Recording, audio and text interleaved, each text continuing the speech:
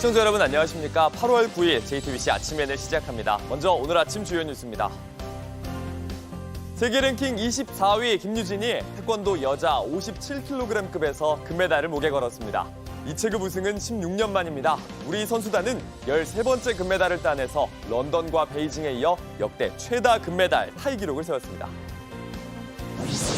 가상화폐 테라, 루나 폭락 사태의 핵심 인물인 권도형 씨의 한국 송환이 또 보류됐습니다. 몬테네그로 대법원은 법리를 검토한 후 9월 초에 결과를 다시 발표할 예정입니다.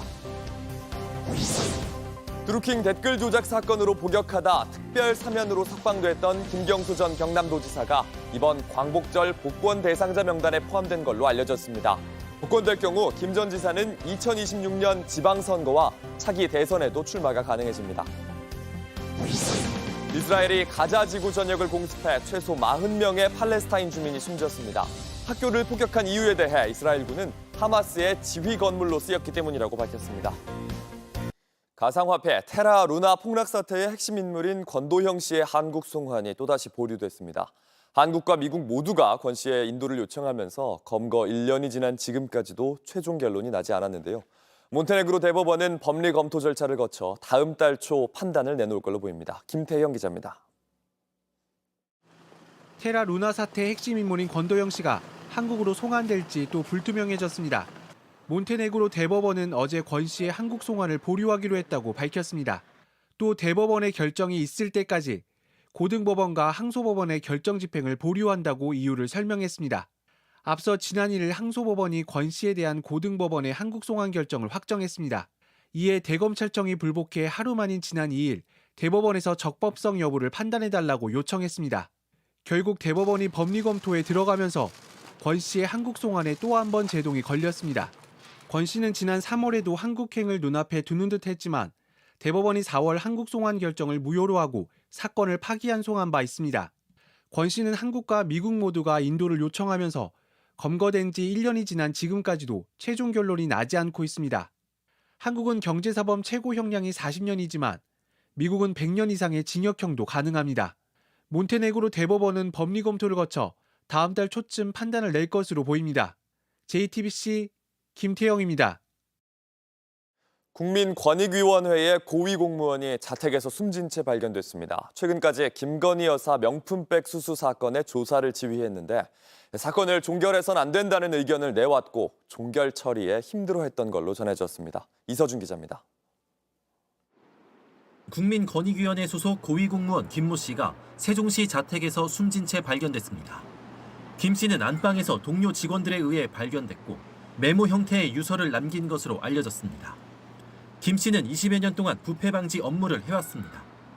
최근엔 김건희 여사의 명품백 수수 의혹과 더불어민주당 이재명 전 대표의 응급헬기 이용 사건 등의 조사를 지휘했습니다. 지난달엔 국회에 나와 답변도 했습니다. 그런데 김 씨는 특히 명품백 조사 과정에서 사건을 종결하지 말고 수사기관에 보내야 한다는 의견을 계속 내온 걸로 취재 결과 파악됐습니다. 권익위의 한 관계자는 김 씨는 전원위원은 아니었지만 실무 총책임자였다며 종결이 아니라 수사기관에 보내 처리하자는 의견을 내왔다고 말했습니다. 이첩이나 종결로 정하기 어려우니 조사기관에 넘겨 판단을 받아보자는 겁니다. 하지만 이 사건이 종결로 처리된 이후 힘들어했던 것으로 전해졌습니다. 경찰은 부검을 통해 정확한 사인을 밝힐 예정입니다. JTBC 이서준입니다. 미국 뉴저지주에서 20대 한인 여성이 경찰이 쏜 총에 맞아 숨졌습니다. 정신질환으로 병원에 데려가달라고 경찰에 도움을 요청했던 가족들은 과잉 진압을 주장하고 있습니다. 3개월 전에도 LA에서 비슷한 사건이 있었기 때문에 한인 사회에서 파장이 커지고 있습니다. 로스앤젤레스 홍지은 특파원입니다. 미국 뉴저지주에서 조울증을 앓던 20대 한인 여성 이모 씨가 경찰이 쏜 총에 맞아 숨졌습니다. 현지 시간 28일 새벽 이 씨의 증세가 심해지자 가족들은 구급차를 요청했습니다. 규정상 경찰이 동행했고 이들은 문을 부수고 집으로 진입했습니다. 현지 시간 5일 뉴저지주 검찰은 경관이 노크해도 반응을 보이지 않아 문을 부수고 진입했고 이 씨가 칼을 들고 경관에게 다가와 현장에 있던 경관이 발포했다고 밝혔습니다. 하지만 유족 측의 주장은 다릅니다. 칼을 들고 있지도 위협을 가한 적도 없다는 겁니다. 한인 사회는 경찰의 보디캠 영상 공개와 투명한 진상 조사를 주 당국에 촉구했습니다. 불과 3개월 전 LA에서도 비슷한 사건이 발생했습니다. 정신질환 치료를 요청한 40대 한인 양 씨가 경찰의 총격에 사망해 한인 사회를 충격에 빠뜨렸습니다. 경찰이 공개한 보디캠 영상에서 경찰이 아파트 현관문을 강제로 열고 양 씨를 맞닥뜨린 지 8초 만에 총격을 3차례 가한 것으로 드러났습니다. Back up, Mr. Young. Turn around, turn around, turn around. You got knife. Put the knife down. LA 경찰은 정당방위를 주장하고 있는데 결론이 나기까지 수개월이 걸릴 것으로 보입니다. 로스앤젤레스에서 JTBC 홍지은입니다. 이스라엘군이 가자 지구 전역에 걸쳐 공습을 벌여 팔레스타인 주민 최소 40명이 숨졌다고 로이터 통신 등이 보도했습니다. 이스라엘군은 가자시티 투파 지역의 학교 건물 2곳이 팔레스타인 무장정파 하마스의 지휘본부로 쓰여 폭격했다고 밝혔습니다. 가자 지구 전쟁이 시작된 뒤 학교는 피난민의 대피소로 사용돼 왔는데 이스라엘군은 지난 4일에도 북부의 학교를 공격한 바 있습니다. 윤석열 정부의 5번째 특별 사면에 김경수 전 경남도지사가 복권 대상에 오를 걸로 보입니다. 김 전 지사의 복권이 최종 결정되면 정치권 복귀가 가능해지기 때문에 관심이 커지고 있습니다. 윤석열 대통령은 조만간 심사 결과를 토대로 사면 복권 대상자를 최종 결정합니다. 김태영 기자입니다. 김경수 전 경남도지사가 8.15 광복절 복권 대상에 포함된 것으로 전해졌습니다. 법무부는 사면 심사위원회를 열고 광복절 특사 복권 후보자를 심사했는데 김 전 지사와 조윤선 전 청와대 정무수석 등을 복권 대상자 명단에 포함한 것으로 알려졌습니다. 김 전 지사는 드루킹 댓글 조작 사건으로 징역 2년을 선고받고 복역하다 2022년 12월 특별 사면으로 석방됐지만 복권되지 못했습니다. 이 때문에 피선거권이 제한된 상태였습니다. 복권이 최종 결정되면 2026년 지방선거와 2027년 차기 대선 출마가 가능해집니다. 문학의 블랙리스트 사건으로 1년 2개월 형기를 마친 조 전 수석도 복권된다면 추후 정치활동에 지장이 없어질 전망입니다. 박성재 법무부 장관은 이날 결정된 대상자 명단을 사면권자인 윤석열 대통령에게 보고할 예정입니다. 이후 최종 사면 복권 명단은 오는 13일 국무회의 의결을 거쳐 확정됩니다. JTBC 김태영입니다. 온라인에서 화제가 된 뉴스, 화제가 될 뉴스를 골라 전해드립니다. 아침엔 소셜픽입니다. 미국 베벌리힐스를 소개하는 유튜브 채널에 방시혁 하이브 의장이 등장해 화제입니다. 2명의 여성과 길을 걷는 모습이었는데요. 현지 시간 8일 미국의 길거리를 촬영하는 유튜버가 올린 영상입니다. 7월의 베벌리힐스 거리라는 제목이었는데요. 명품 매장이 늘어선 거리에서 방시혁 하이브 의장이 건널목을 건너는 모습이 담겼습니다. 1시간 분량의 영상 속에 10초 남짓이었는데 이 영상 크게 화제를 모았습니다. 함께 있는 여성 중 한 명은 아프리카 TV의 크리에이터로 최근 인플루언서들을 다룬 넷플릭스 예능 프로그램에 출연하기도 했는데요. 또 다른 사람은 크리에이터의 언니였습니다. 하이브 측은 과거 지인이 모이는 자리에서 크리에이터 과즙세연의 언니를 우연히 만나 조언을 줬다며 두 사람이 LA를 방문해 관광지와 식당을 물어서 안내해 준 거라고 설명했습니다. 최근 파리올림픽에서 미국의 체조 선수 시몬 바일스의 유니폼에 적힌 한글이 화제가 됐습니다. 왜 미국 유니폼에 한글이 적혀 있는 건지 사실을 확인해봤습니다. 평균대 경기를 마친 시몬 바일스의 유니폼에 누구든 모두가 이렇게 적힌 한글이 보입니다. 느닷없이 등장한 한글에 선수가 직접 새긴 건지 궁금하다는 의견이 많았는데요. 사실 이 유니폼엔 한글만 적힌 건 아니고 여러 나라의 말이 적혀 있었습니다. 한국어와 영어로 그 어떤 누구든 모두가 이렇게 적혀 있고 스와힐리어와 포르투갈어로는 우리 모두 이런 글자가 유니폼에 새겨졌습니다. 미국의 의류업체 나이키가 올림픽 시상대에 오르는 미국 국가대표 선수들을 위해 직접 제작한 의상인데요. 하의의 벨트에도 누구나 이렇게 쓰인 한글이 보입니다. 나이키는 여러 나라의 언어를 적은 이유에 대해서 다양한 문화를 존중하고 스포츠를 통해 연결되고자 하는 의미라고 전했습니다. 미국 대표로 다양한 문화권 또 여러 인종의 선수들이 올림픽에 나선다는 점을 고려한 걸로 보입니다. 얼굴을 숨긴 채 거리에 그림을 남기는 영국의 화가 뱅크시의 새 작품이 도난당했습니다.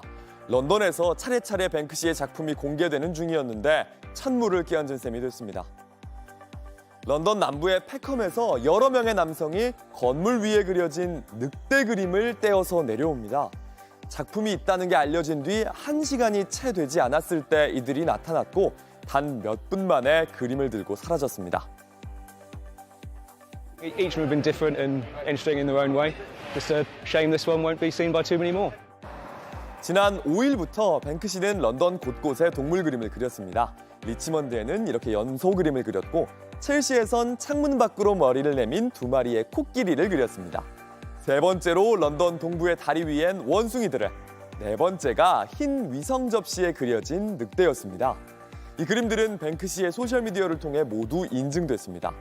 런던 동물원 연작이라고 불리면서 화제를 모았는데 네 번째 그림만 벽화가 아니었습니다.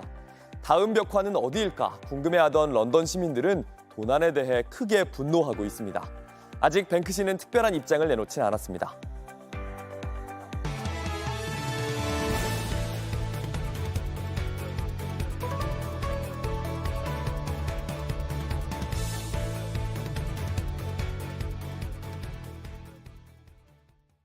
정부가 12년 만에 서울과 수도권에 그린벨트를 풀겠다고 밝혔습니다.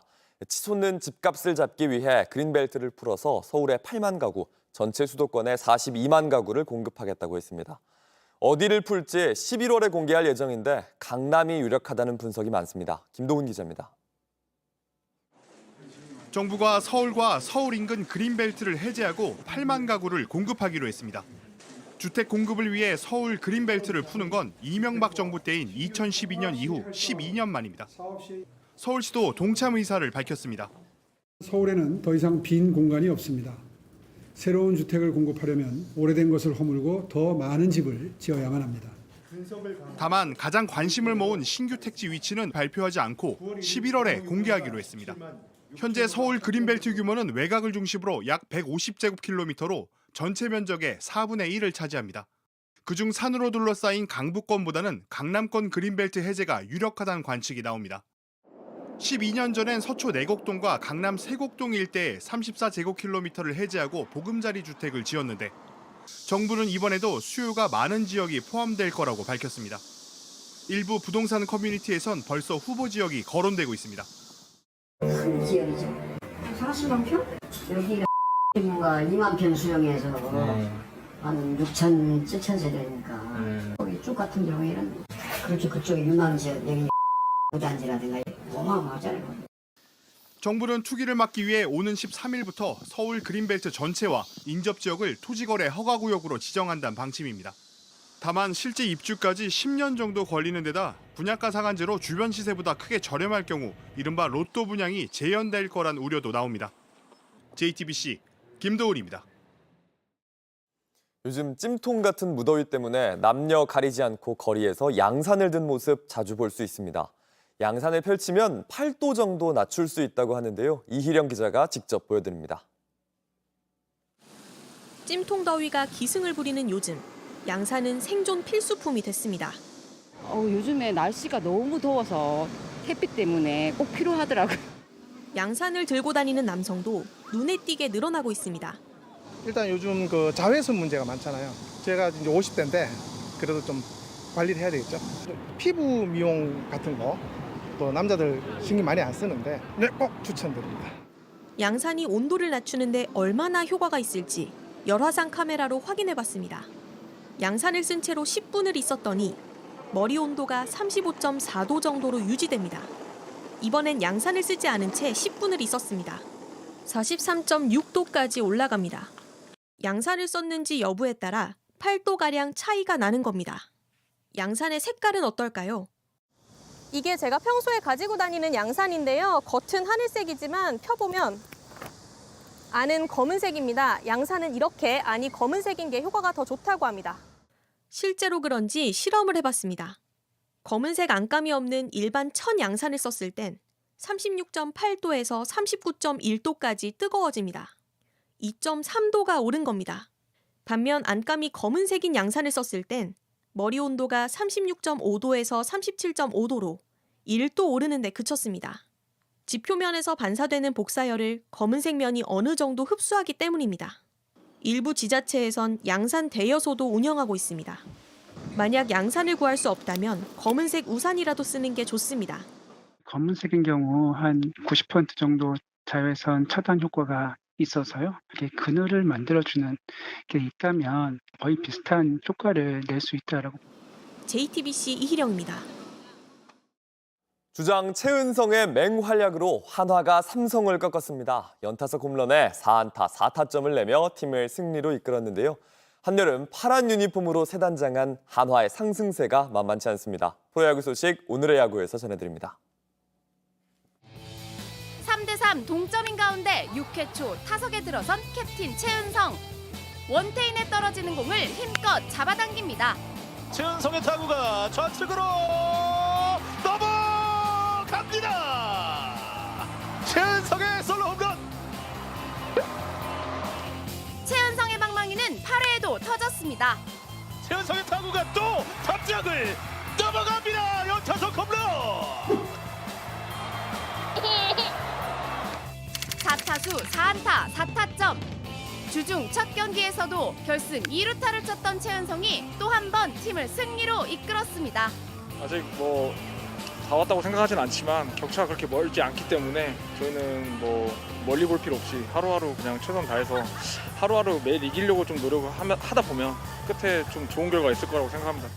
대전 왕자 문동주가 5이닝 3실점 2자책점 3진 8개를 기록하며 시즌 6승째를 챙겼고 김서현, 김범수, 한승혁, 주현상이 이어던지며 삼성 타선을 제압했습니다. 최근 10경기 8승 2패 상승세를 이어간 한화. 7위 NC를 2경기 차로 따라잡으며 중위권 도약을 노리고 있는데요. 주말 키움과의 3연전에서도 과연 좋은 흐름을 이어갈 수 있을까요? 오늘의 야구였습니다. 날씨입니다. 가을의 시작이라는 입추가 지났는데 여전히 무더위의 기세는 여전합니다. 오늘 낮 최고 기온은 서울과 광주가 34도, 대구 35도 등으로 어제보다 조금 더 오르겠습니다. 폭염에 습도까지 높아 온열 질환 환자가 속출하고 있는데요. 물을 자주 드시면서 충분하게 휴식을 취하는 등 건강관리에 주의해야 합니다. JTBC 아침엔을 마칩니다. 다음 주도 7시 반에 아침을 열겠습니다. 시청해주셔서 감사합니다.